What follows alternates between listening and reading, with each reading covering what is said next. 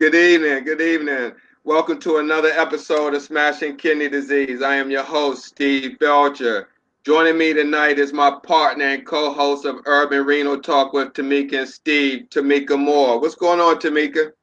Hey Steve, how are you? Thank Pretty you for good. How about inviting me. yourself? I'm well. I'm Good, well. good. So we do have a show for you tonight. We just wanted to let our audience know we're having some technical difficulties with Mr. Burley's um, uh, device. So we're waiting on that. And while we're waiting on that, Tamika, I'm going to go check on that. Can you take over the show? Yes, sure. All right. Hi everyone, and welcome to Smashing Kidney Disease. Tonight's guest, his name is Gary Burley. He was a former NFL player. He's also battling kidney disease. So this just lets us know that this anyone can get this disease. Hey, Um, great. Yeah. we want to also spread awareness about kidney disease. So just bear with us momentarily and we'll be with you guys. So if you have any questions for him, write them down or just wait a couple minutes. But we're going to get this started momentarily. I'm sorry, this is live. I'm so silly. So I hope everyone's having an awesome evening too. If you have any questions, you can ask some questions or go from there. Let's see. Hi, Dina. Hi, Donna. I'm saying hi to everyone. It's okay. Thank you, Courtney. Hi, Carrie. Hi, Jared. Hi, Donna. Hi, Jimmy. Let's see. I'm trying to say hi to everybody. Okay, so just bear with us. Anyone have any questions about kidney disease that you don't know? Feel free to ask, and I'll answer any questions. I been doing dialysis for 20 years. So, how is he, Steve? Yeah. Good evening, y'all. Still waiting for Mr. Burley. He's having some trouble with his phone, and if push come to shove, we'll have him on the live speaker over the phone. If we should be able to hear him like that. But he's working feverishly to get his device up and running so he could be on the live broadcast with us. So, Awesome. welcome everyone. Uh, Who's on here? Jared. Thanks, Jared, for tuning in. Dina, thanks for tuning in. Who else we got there, Tamika? We have Courtney, we have Donna, we have Carrie, Hey, Courtney. Jimmy. Courtney Brown. That's my homegirl from DC. Let me see who else. That's all I see. But still, it's all Yeah, good. guys, this is the enemy at work because me and Mr. Burley, we did a test run last night and everything was perfect. So, of course, we must be doing something right because now all of a sudden we're having issues. To me, It's it seems like okay. it never fails. It's okay though, Steve. I It's know, all but I'm just right, saying. you I know know. something to laugh at. Yeah, like don't give it any energy. Just go Hmm. with it. This is live. We just gonna roll with it. Okay. It happens. Yes, it is a liar, Courtney, all day. And Courtney Hmm. said the devil is a liar. Yeah, so um, I was trying to think about what was that article that we were talking about with kidney disease? With the hepatitis. Yeah, yeah, that was something. Anybody out there who's on the transplant list, would you take a kidney that came from a cadaver that had hepatitis C? There's a USA article about more organs being donated, people taking donated hepatitis C organs. So we thought one day in the future that we will talk about that on our show. Right. And he was 70 years old. So he didn't understand about dialysis, but he was fearful. So he didn't want no parts of it. And he Mm-hmm. opted to take a compromised kidney. The compromised kidney had hepatitis. Mm-hmm. And Mm-hmm. he knew it and he was okay with it. Yeah. Yeah. So I'm gonna go check with Mr. Burley, all right? Wow. He agreed to take the infected kidney. Yes, Really? yes, he agreed to take it. Yeah. Courtney He'll said be right she back, should take Tamika. it. Okay. Courtney, you said you'll take it knowing that it has hepatitis? Okay, because there is a cure for it. So yeah, I'm trying to say he had no other alternative. He was 70 years old and took it, and now he has to take very expensive antiviral drugs after accepting the kidney. Yes. So I guess to each his own. Instead of him waiting, he decided to take the compromised kidney instead of getting on dialysis. So everyone has their own, feelings about it. We got him. Okay. Thank y'all for your patience. Hey, Gary, how you doing? I'm doing great. Hello. I apologize to your listening audience, and I'm not a big tech guy, so it's taken me a while, but I'm here. No, that's okay. That's okay. We appreciate you um, taking the effort to come on and talk with us on smashing kidney disease. I wasn't gonna let you down. I'm here. Let's go. Let's go. That's great. Great. So how's it going? Every day above ground is a good day, Steve. I've been I, I'm scared. I am scared of having this transplant.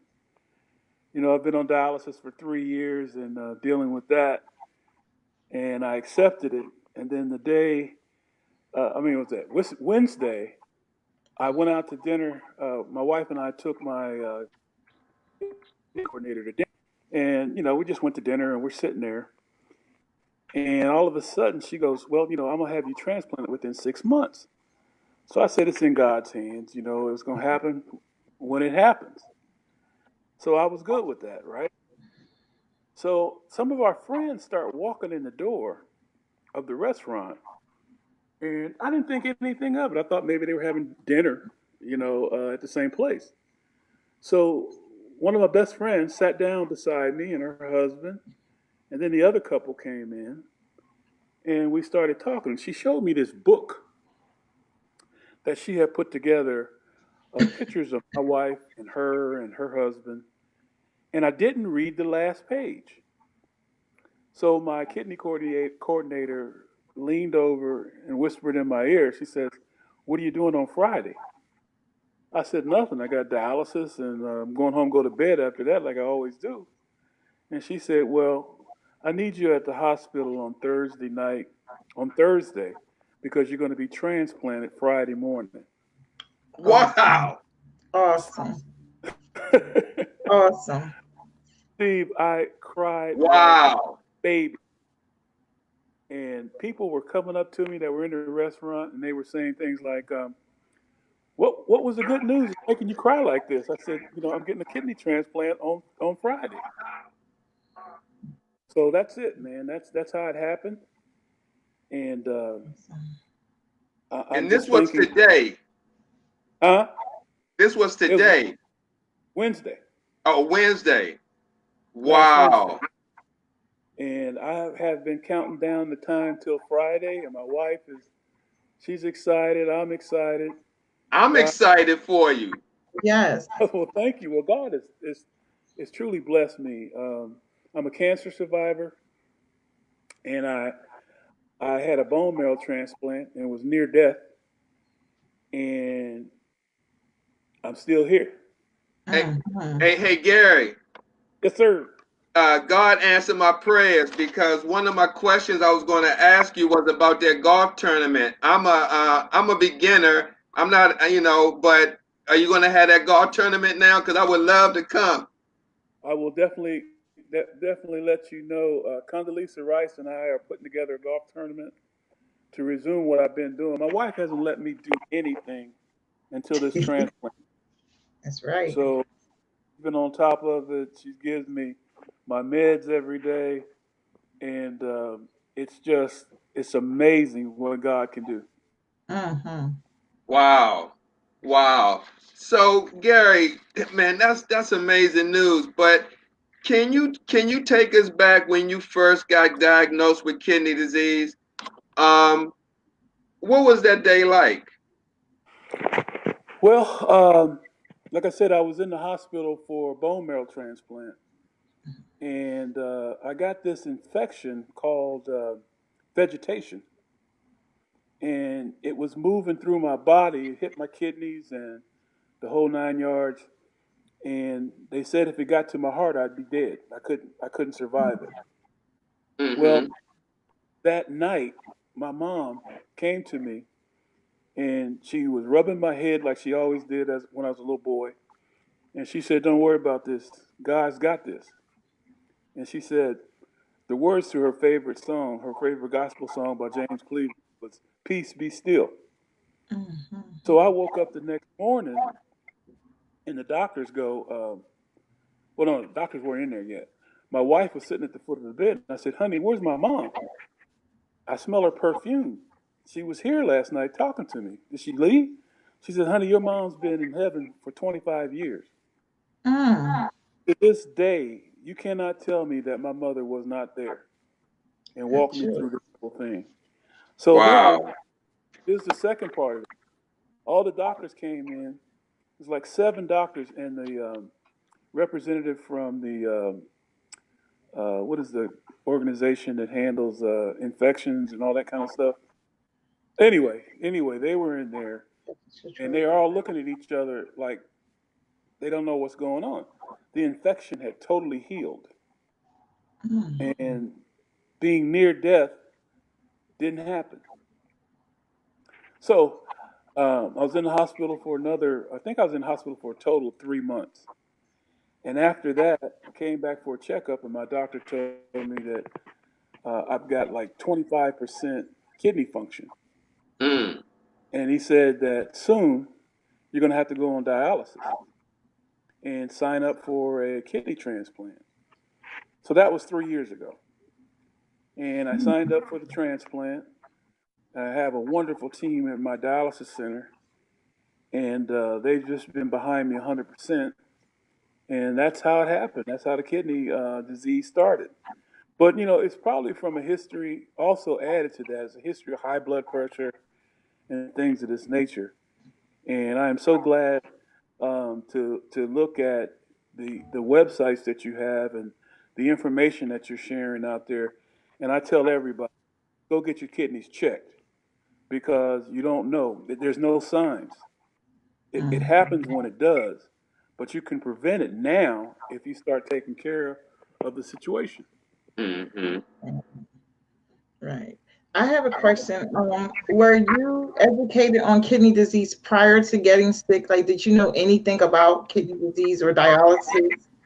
I didn't know a thing until they diagnosed me with kidney disease and told me I have to go on dialysis. So I visited and we all hit it off. Okay. They were great, and I think your signal might be going bad, Gary. huh? Okay, there we go. I think we was losing you for a minute. I'm back. All Okay. right. Hey, do you have any light? We can hardly see you. Okay, hold on for a second. I'll get some light and I'll get my charger because how's that? Great. It's better. Okay, Yeah, a lot better. let me find the charger here so I can not go out on you guys. Okay. Anyway, Great. There we go. You got me? Yes, Yes. sir. Okay. What can I tell you? So Gary, when you was playing football, um, did you take a lot of anti-inflammatory medication for the bumps and bruises? I've always taken anti-inflammatory medications, and it's it probably contributed to the kidney disease. So it's over now. Mm-hmm. And I just applaud the work that you guys are doing for kidney patients. Thank you. Thank you. We definitely trying our best to get this message out there because we see the impact that kidney disease have, especially on the African American community. I mean, it affects all, but it affects African Americans the most. And we're just trying to raise awareness to let people know to get your kidneys checked. They got to, man.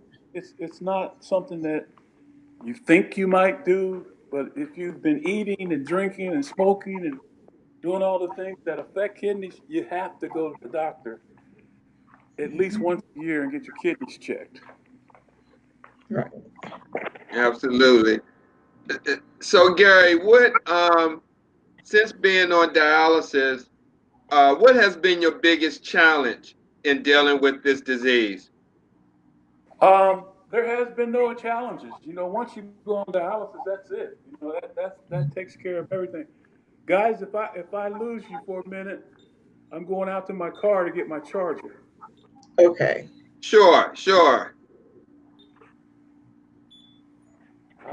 So you're saying there's been no challenges? No, just getting used to dialysis. What I tell all people that are about to go on dialysis, you don't have to be scared because it's a simple procedure. The only thing that hurts you in dialysis is when they inject you with the needles, and the needles are huge. But that's about it, man. And, if you do that, you'll be in good shape. Mm-hmm. Yeah. Hopefully, So you basically adjusted to dialysis fine? I'm sorry. So your adjustment was okay to dialysis? I can't hear you. I'm sorry, I said your adjustment, like you adjusted to being on dialysis with no issues? Yeah, I've been on it for 3 years. Okay, that's And good. it's at the point now where it's like going to work every day. That's what we say in dialysis. I'll meet you at the office. Okay, that's That's good. what it is. You go to work for 3 hours and 45 minutes or whatever your time is, and then you, when you get there, you just read, watch movies, talk on the phone, whatever you want to do. But that's how you get adjusted to dialysis. Have you ever experienced any cramping or any adverse symptoms from dialysis treatment, like low blood pressure, nausea, vomiting? Uh, I haven't experienced any nausea or vomiting, but I have had, if they take too much fluid off, then you will cramp, but it only lasts for a minute. Mm-hmm. All right, all plugged in, charged up, ready to go. Awesome. Yes. Wow. So, Wow. Um, so this is happening Friday morning. Are you nervous? I am scared to death, but this is something I've been wanting and praying for 3 years. And my one of my what do you call it? One of my mates that was doing dialysis with me, he had been on dialysis for 8 years prior to getting his first transplant in April. So I talk to him every day, and he kind of encourages me. And my doctors told me that I will be able to have Oh. hello. Yeah, we're here. Oh, my buddy has a 12-inch scar, but my doctors told me I'm going to have laparoscopy, so I won't have the big scar. So that might mean that I'll get out of the hospital early, but it's projected that I'll be in there anywhere from 7 to 10 days. Oh, great. So what about this transplant surgery that you're nervous about? What is it? Yeah, which part of it that you're nervous about? All of it. All of it. But like I say, I put everything in God's hands because He's brought me this far. Mm-hmm. I don't think He's going to stop now. Right. Wow, wow. So you developed a family at your clinic? Oh yeah, we are all family, and we have a lot of older people there that are still fighting for a kidney and going through dialysis. And I try to do everything I possibly can to encourage them. Prior to me getting the news about, my transplant, and Mm-hmm. a lot of them, are just, they're going through the motions like I did. You when you go to dialysis, there's no, like I said, there's no pain, there's no nothing other than the stick of the needle, and they're so used to it. I use and this is for your audience that may go to dialysis. There's an aerosol spray that freezes the injection point, and you can get it at any pharmacy. A lot of my friends that do dialysis with me spray, and they always want to borrow it from me. Right, So the epichloride. yeah. So you spray it on, they stick the Yeah, needle, you don't feel anything. Then you go to sleep, yeah, go watch TV or whatever you want to do. absolutely. And Gary, what state are you in? I'm in Alabama. Alabama. Have you seen an increase in dialysis units in Alabama? Yes, it's unbelievable, man. I've seen myself at least five, and I'm a DaVita patient, and they've got about three or four stations in Birmingham. Mm-hmm. Is this did you just notice these dialysis units when you came on dialysis? Did you notice them before you had kidney disease? No, I never paid attention to it. Kidney disease is something that it hits you all of a sudden. There's no symptoms, there's no nothing. You just go to the doctor and they look at your kidneys and they tell you what the function of your kidneys are. Mm-hmm. When they told me mine was at 25%, I'm going like, how can that be? I have no symptoms, don't know nothing. And he said, well, there are no symptoms until you get it. So that's that was my thing, and I accepted it again and prayed on it and left it in God's hands. This is what He's done for me. Wow. How many hours do you run? I'm on for 3 hours and 45 minutes. I started um, at 4 hours, and then they weaned it down. And I'm one of those guys that follow everything that the doctors say to do. Take your medications, do this, do that. And I haven't had any problems in 3 years. Let me ask you this. And when you said this, I just kind of put it together. Do you think your career as a football player and having to follow directions to the plays and everything helped you in this journey of dealing with it? Yeah, it's helped me in life in general. I mean, it's given me the opportunity. Oh shoot! Sorry. No problem. Football gave me the opportunity to learn how to um, cultivate relationships that are going to be in my life forever. I mean, business relationships, perseverance, the whole 9 yards. You learn that in sports. That's just part of being an athlete. And I've been playing football since I was in fifth grade. I played 10 years in the National Football League, 4 years in college. And like I say, I've learned to cultivate those relationships that are going to be beneficial after you get out of the and that's another message that I want to send out to all players. Sure. Guys, you have to cultivate the relationships while you're playing because nobody's going to answer your phone calls after after you're done playing if you haven't contacted them in the first place. Right. True. Yeah. So Gary, do you know your donor? Yes, I do. She's one of my best friends, and as I was telling you, she did that book for me at dinner, and I didn't read the last page of the book, but the last page stated that she was a perfect match. Oh. I'm going like, okay, nice book, thank you very much. And then my coordinator told me that I would be getting after she told me it's going to be 6 months. She told me it's going to be this Friday, 1 week. So get ready for your last dialysis treatment and get ready to get a new kidney. And that's how. Wow. So I see before my computer died, you were saying that you used the cream. Is it the spray, right? The innocent spray or something like that? I didn't use the cream. I used the spray. The spray. Did the spray start to break your skin down? Yeah, it did.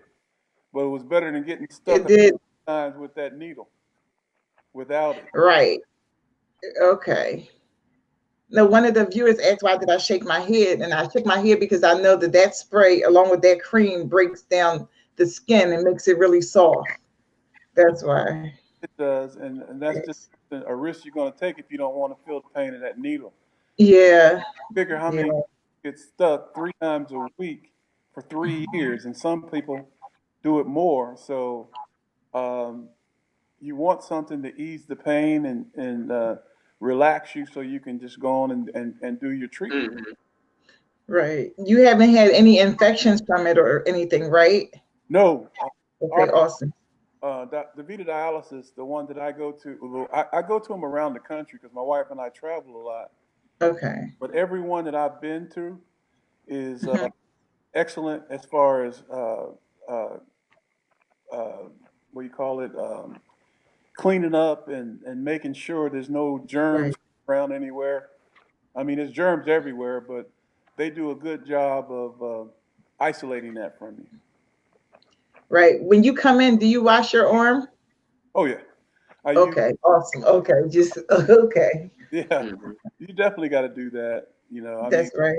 They don't make you do it, but common sense tells you to wash your arm. Mm-hmm. And then they sterilize it and put an antibiotic on it, and then they stick you with the needle. Right. Okay. Were you ever offered the choice to do peritoneal? Yeah, and I'm not with that because first of all, when I leave dialysis, I leave all that machinery and all that stuff behind. And if you do peritoneal dialysis, you got to sit there and watch that machine every day. Plus, you got to do it for 8-9 hours every night and somebody else stick you. And the risk of infection is a lot higher than having it in a clinic like I do. Mm-hmm. Right. Were you a bigger guy when asked to do peritoneal? That's an issue too. Do what now?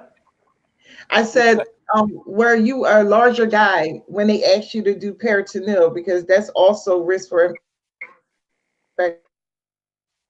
Your weight, were you large in weight?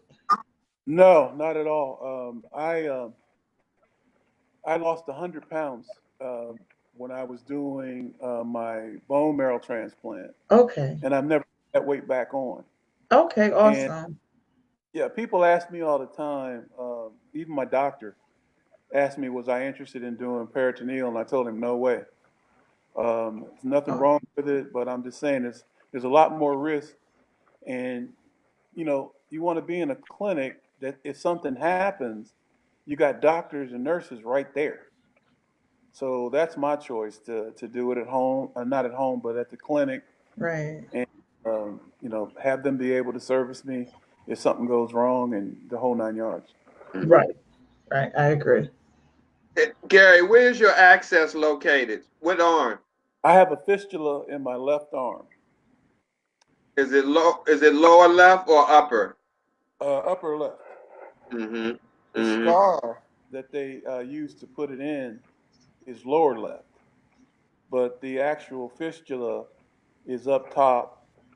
Um, Mm-hmm. it's easier that way. Mm-hmm. There's so many different accesses that people can get. You can get one in your neck. You can get one in your stomach and all that kind of stuff. But I chose Mm-hmm. fistula because it was simple access, and I didn't want anything in my neck. That doesn't get it for me. If you can imagine getting poked with an oversized needle um, 3 times a week for 3 years, which was my case, think about that going in your neck. So it's the other thing I think of is a port. They have a port that they can put as well. But Gary. I chose the fistula easier. Mm-hmm. So, Gary, is there a lot of kidney disease education in Birmingham? oh yeah, when I go to my doctors and I see all these people, I mean, it's so crowded, and they're a majority African Americans, and it makes me think that I have to keep on with this awareness campaign that we're doing, um, because a lot of people just don't get it, and I want them to, and I want to do everything I possibly can. So Absolutely. now, so now that you have kidney disease and you're aware, what would you do differently? Like if you could go back and change the clock, what would you do differently? I go to the doctor once a year and get my kidneys checked. I've never had them checked until the doctor told me I had 25% activity in my Right. kidney. So And then I that's had, I'm mhm. sorry. That's because it's the silent killer. Like a lot of doctors don't even check till you have a problem. If they see you have maybe hypertension or diabetes or something like that, they don't check for it. So it's for you to ask them. Like I even ask my doctors now about checking my kidney function because you could be functioning fine and then turn around and you're at 10%. No doubt, no doubt about it. And then Mm-hmm. another thing that I didn't mention about my kidneys, I only have one, and I went to the doctor, uh, like I always do. Now you can't stop me from going to the doctor. They get tired of seeing me over there because the least hangnail I get, I go to the doctor. But Right. they did these growths in my kidney, and instead of just cutting out the growth part, they just removed the whole kidney, so there wouldn't be a chance for it to come back. Right. So that's another way that people need to be aware of taking care of their kidney. Right. Hey, Gary, before you found out about this transplant on Wednesday, have you ever been called for a transplant? No, had not. I had not. I gotta I gotta thank my my kidney coordinator, Daji Hendricks. She has been on top of it ever since I signed up. And like I say, the only thing I can offer people is to tell them my story and tell them what not to do and keep them in the loop for awareness. Right. So when you go out there speaking, what do you tell the community? Do you tell them from your own experience or just basically just to be aware? Well, I'm not speaking yet. I just do videos, and Condoleezza Rice, football coach, Mhm. and a couple of my teammates have done videos for me. And I don't know if you guys Awesome.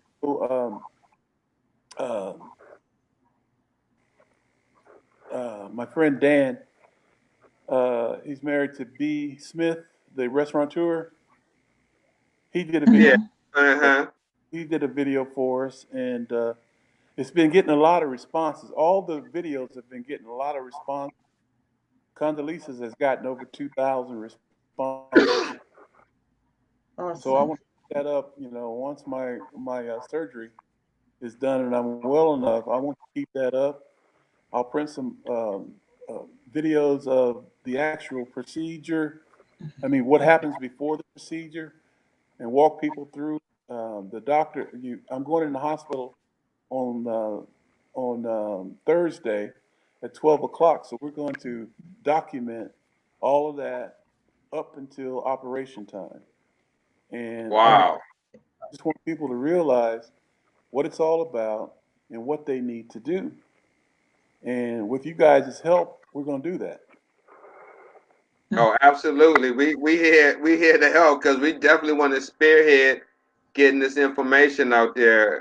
It's just a lack of information, especially with the units now in some cities.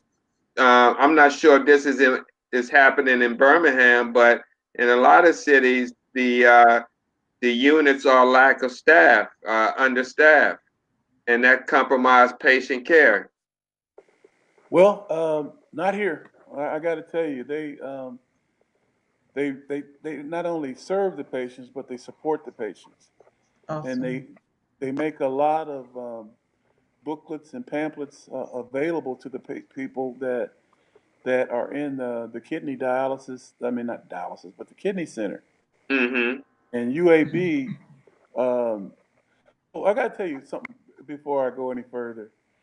About a week ago, I thank President Obama for the work that he's done on kidney transplant. He's been to taking care of he's advocated like 3 different hospitals, and UAB, where I'm, is one of them. So Wow. I sent him uh, a text message, and I put it on Facebook with a picture that he and I took some time ago, and I thanked him for helping the kidney transplant situation.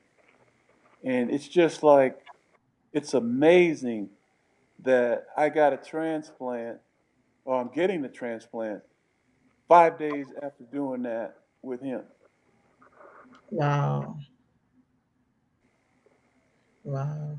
That's now I do have, well, it's not a question, it's something that if you wouldn't mind doing prior to getting your transplant, if you write down your numbers prior to getting your transplant and then write it down after your transplant, that's where you know if the kidney is actually working or not.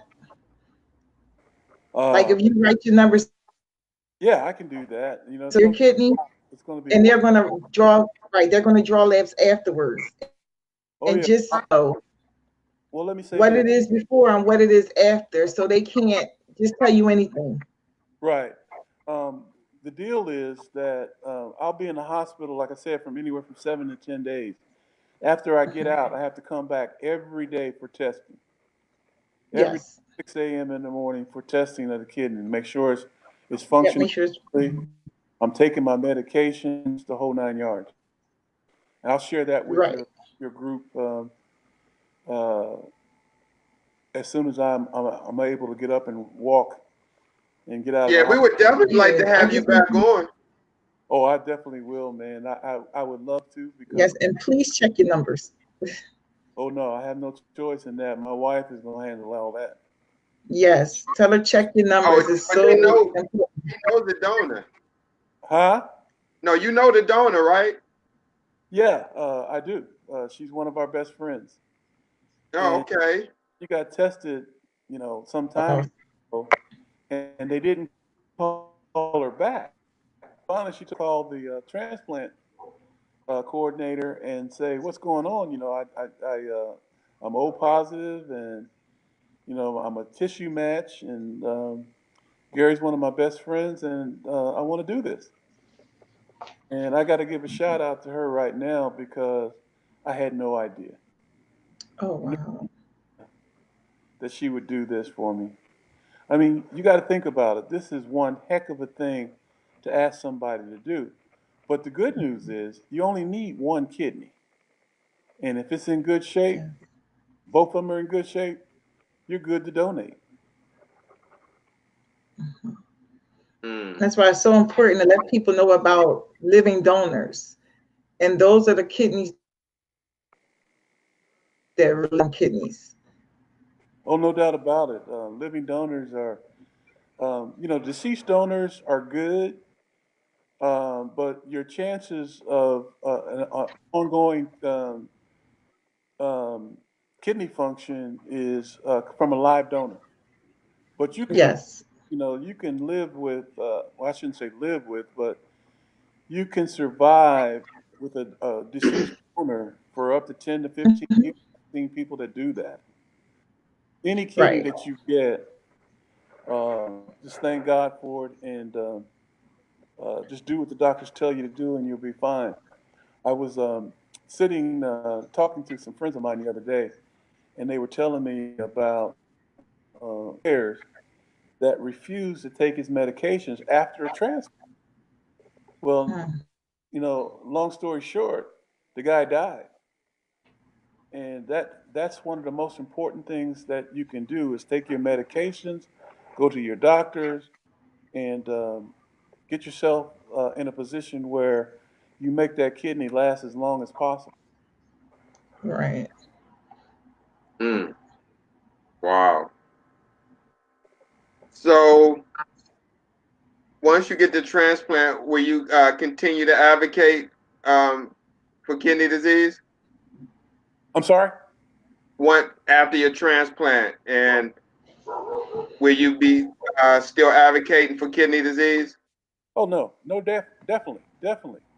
Um, my transplant coordinator and I have already started talking about that, Oh, and great. it's an easy thing to do because I did the same thing after my bone marrow transplant. They did Okay.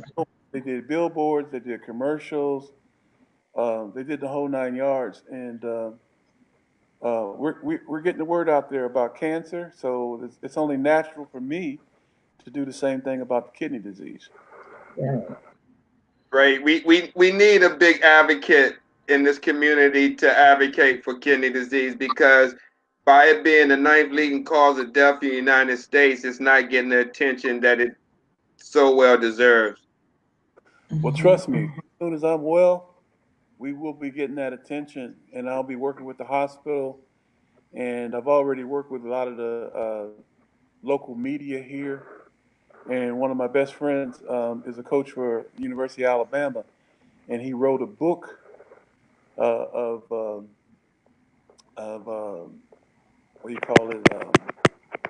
Anyway, he wrote a book of poems, motivational book is what I was trying to say. Mhm. And every time he's on TV or radio interviews, he mentions that I needed the kidney. A very strong group of people that knew what I was going through and tried to help me get this kidney. And I got to thank Condoleezza Rice for what she's done because it's got so many responses Mm-hmm. and she also asked for the 110,000 people that need kidneys or going through kidney disease or what have you. Mhm. So we both have been advocates of kidney disease, and I don't see a reason why we would stop doing that. Right. Wow. Will Wow. you also educate about living donors too? Oh Because yeah. that's just as important, for people to understand about organ donation. So many people are fearful of organ donation. Well, we're going to do it all. Like I Okay. said, for deceased kidneys, and I want to, definitely reach out to people that have lost relatives or friends they to donating a deceased kidney, and Mhm. they just don't know how many lives they could save by giving to giving someone giving that's on their way to heaven, and they're not going to need those kidneys and Right. other organs. And in our community, the African American community, there's not a lot of that donation after deceased donor donation. Right. It needs to change. Right. I'm going to reach out to them as well, and anything that I can do to help someone else get a kidney, that's what I'm going to do. Right. I think that's because of lack of education in the urban community. They don't understand what kidney disease is, and they're fearful of organ donation. So that's another thing. It's all education. They lack the education. I agree with But you. if they had the education, then they'll be more willing to allow them to donate the organs of their loved ones. Yes. From your So mouth. Gary, tomorrow Yes. is your last treatment at your dialysis unit, huh? Praise God. Mhm. Mm-hmm.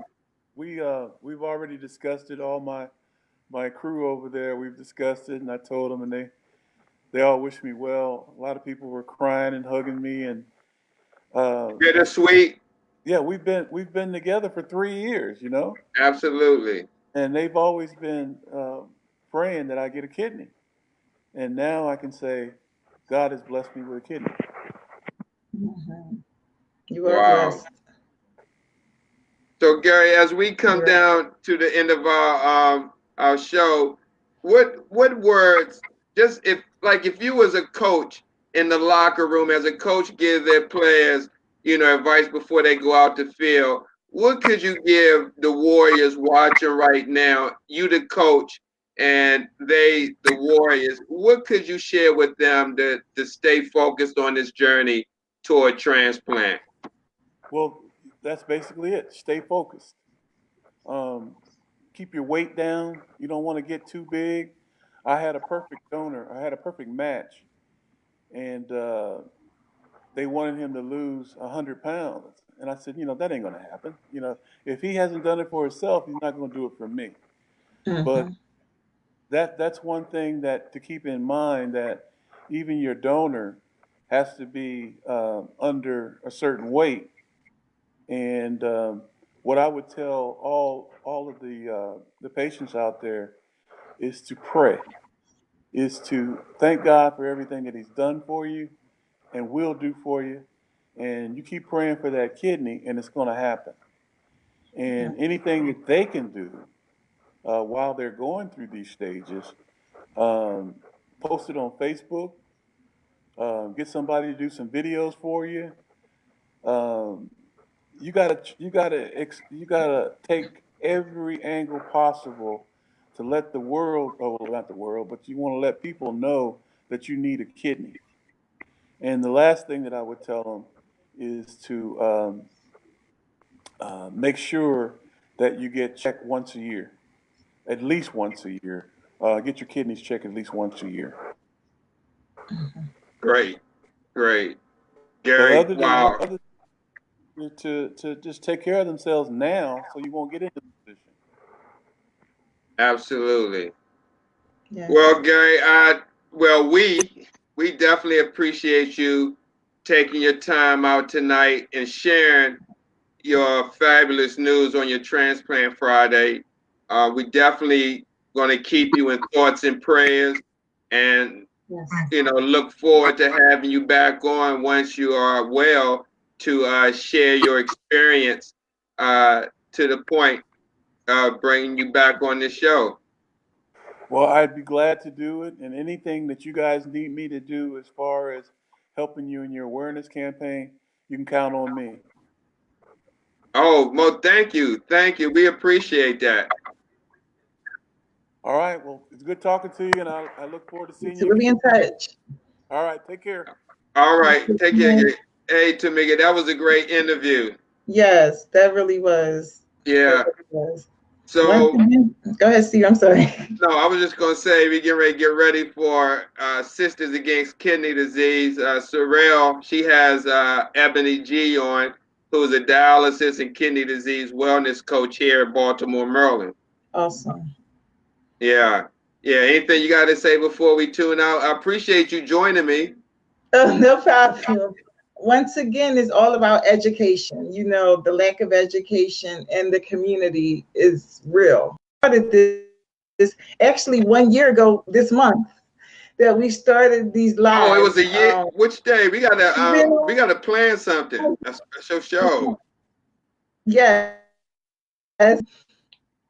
education is the key. Like if they have education, not saying that it will be preventive, but they'll know what they're getting into. They'll go to the doctors more. Just more education is truly the key. Absolutely. Absolutely. All right, guys. Well, we'll see you on the other side on Urban Reno Talk with Tamika and Steve this Thursday. We're going to have back on Shayla McMillan. You remember Shayla?